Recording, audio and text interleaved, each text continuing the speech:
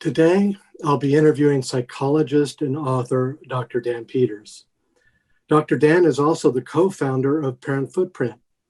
For over 20 years, Dr. Dan has been passionate about helping parents to parent their children with purpose and intention. His goal is to guide them in reaching their potential while their children are also reaching their own.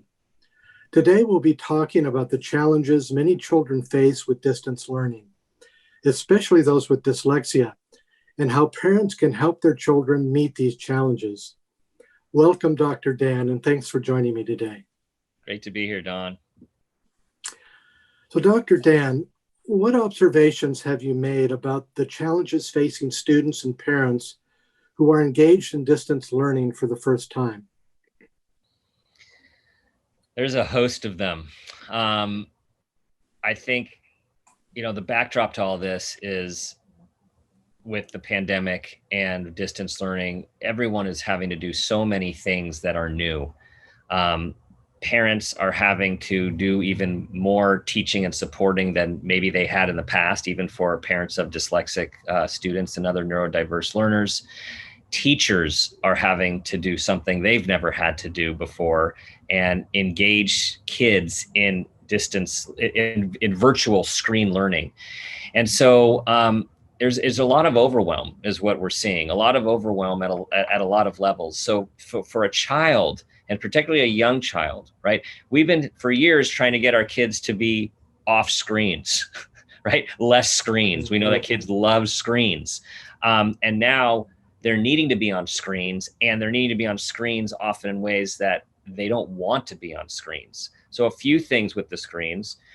One is we know that dyslexics in particular are very hands-on learners, right? Very kinesthetic, hands-on learning. Well, it's hard to do hands-on learning when you have a talking head, a teacher having to deliver curriculum. The other thing that's happening is a lot of schools and teachers are requiring the video to be on, which is really uncomfortable for a lot of kids. And also they then get distracted by having to see their face, other people's faces, and then it's hard to take in the curriculum.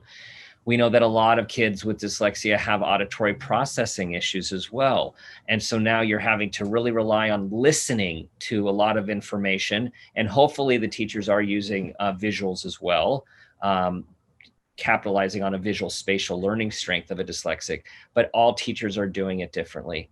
And then, of course, you have parents, many of which who are needing to work as well, are having to be responsible for keeping their child engaged in something that might not be engaging for their child or very difficult for their child, or their child is just bouncing around, opening tabs, scrolling around, looking out the window. So there's just multiple levels of added stress and complexity with our current learning situation. Yeah, so I know my wife had, in her office environment, she had told me about a lot of the secretarial staff that have been having to bring their kids with them. And it hasn't worked out very well. The kids are stressed, and the parents are stressed. There's a lot of shouting. And I hear that in a lot of cases, the teachers are just assigning them a couple chapters to read and then having to write a 500-word essay on what they read. And I know, speaking for myself, for a dyslexic, that just doesn't work. And so it's been nothing but a nightmare for the parents and the kids. So my question is, some parents are having difficulty helping their children to find a balance between academic needs and their mental health needs during these unprecedented times. So what should parents' priority be, and why? I just want to capitalize on something you just said, which is really important. And that is, in a lot of these learning situations, because either A, because the schools are wanting kids to not be on screens all day long, or B, they're just not set to deliver the curriculum. Kids are being assigned more work. And so we know, as dyslexics, right, as a fellow dyslexic like you, this would be my worst nightmare. Or, as the amount of reading and writing I had to do alone in regular school was difficult, to have to do it in this way. It just increases the anxiety and the intensity, and for many families, the meltdowns and the avoidance. So what I'm suggesting daily in my role is we need to focus on mental health. We need to focus on health and wellness over the worry about academic output, academic proficiency, and even the concern about our child getting behind. Now, we know that we're often concerned in a regular schooling environment, excuse me, with our dyslexic kids getting behind. And yes, it's a concern, especially in this environment.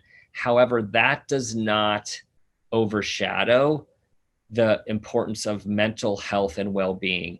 And we have to remember that this is a temporary situation we are in. I know we don't know when this thing is going to end, but this is not going to be virtual learning forever. We also have to remember that much of the United States is in a similar situation, and a lot of kids are not in optimal learning environments. So we have to try to put down the worry about our kids going to get behind, and really focus on both their mental health and your, as a parent, mental health, which is how much can they handle?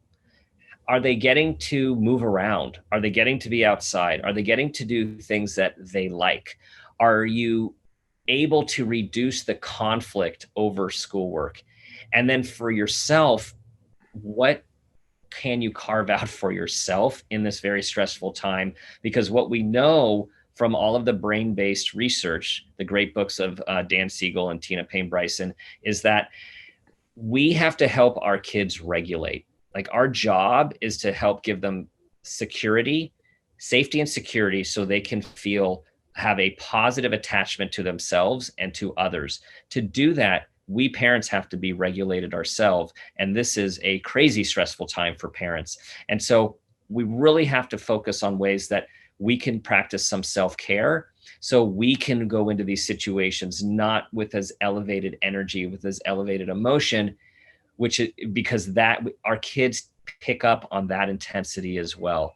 So it's really this, I guess, to answer your question simply, mental health and wellness is what we have to prioritize right now. Yes, excellent points, especially the fact that the parents need to be caring for themselves at this time. So what suggestions would you offer to help the parents meet these challenges? Well, first, I'm taking a deep breath. We do have to have some time to breathe, and so everyone has their own self-care strategy. The first thing that we need to do, because awareness is key, is we need to be aware, take inventory of what are the things that fill me up. What do I need to increase my energy when I'm feeling depleted? It could be anything from alone time, meditation, yoga, journaling, talking with a friend, going for a walk, going for a hike, going for a run, going for a bike ride. Now, there are many people saying, I don't have any time to do this. And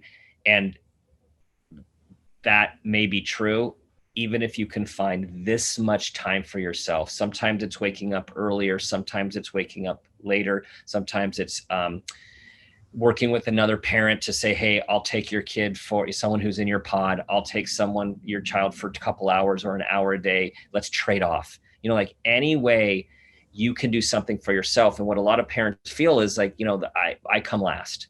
And it's true. Parents, especially good parents, right? Parents who are trying to be really good parents, put themselves last.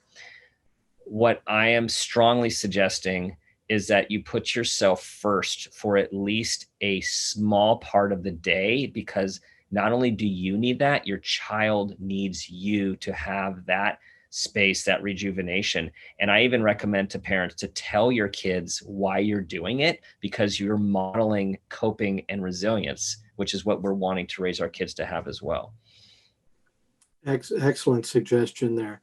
And I know during, just from what my wife observed, of course, I'm not in an office environment, but she observed this a lot.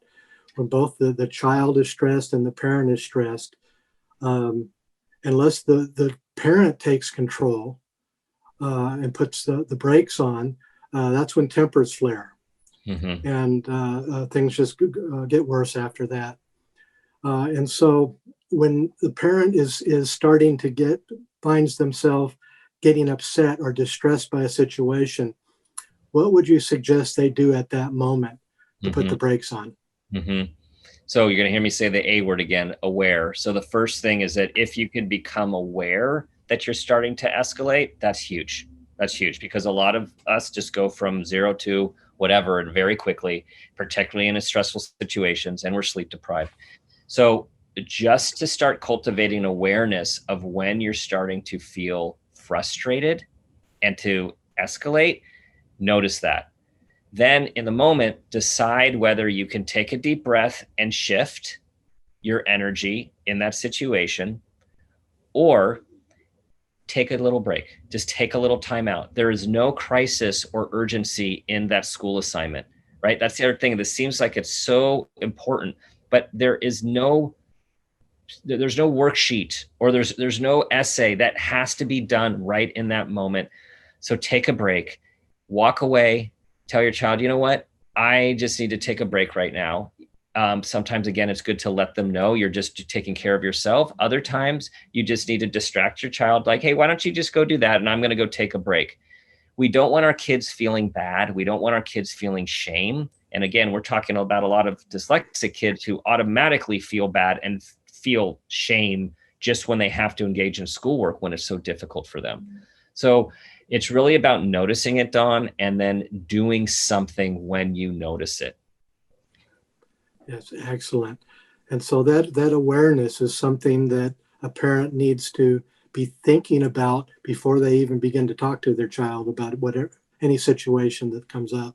Mm-hmm. Mm-hmm. So what would you tell us a little bit about the Summit Center and your work there, and also your book, wonderful books, Make Your Worrier a Warrior.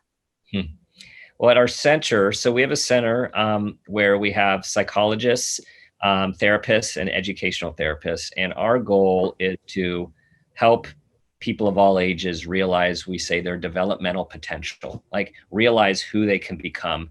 We're fortunate to work with a lot of wonderfully neurodiverse people who are bright, they are creative, and they learn differently. And they might have dyslexia, they might have ADHD, they might experience anxiety, depression, other processing issues. And our goal is through a variety of ways, whether it's assessment to understand their profile, counseling, consultation, educational therapy, is all to focus on their strengths, help them understand their overall profile while working on shoring up some of those developmental challenges which are causing them stress in any of those areas. So fortunate to work with a wonderful collaborative team and really collaborate with the parents who are, of course, partners and know their kids better than anyone. So that's our center. The books, the Warrior to Warrior series came out of my work with anxiety and talks over the years. And like so many books, I think happen, people would say after a talk, hey, where can we get your book? And someone who is a dyslexic and dysgraphic never would have thought, never wanted to write a book, never thought I would write a book. And then lo and behold, I wrote some books, and they're all based on the biopsychosocial model, we call it, which is, knowing about how our brain works. That's the biology, our fight and flight response, and then learning about different ways of overcoming anxiety, both through cognitive behavioral methods and mindfulness-based ways, and a narrative approach, which is the worry monster, like how do we gang up on the worry monster. And so the 3 different books are one's for parents and teachers, one's for kids and teenagers, and then there's a workbook for younger kids. And it's all, again, to learn more about how we work as humans and to squelch this worry monster, which often gets the best of us. Yes, I highly recommend the books. I have a worry monster myself. I always have.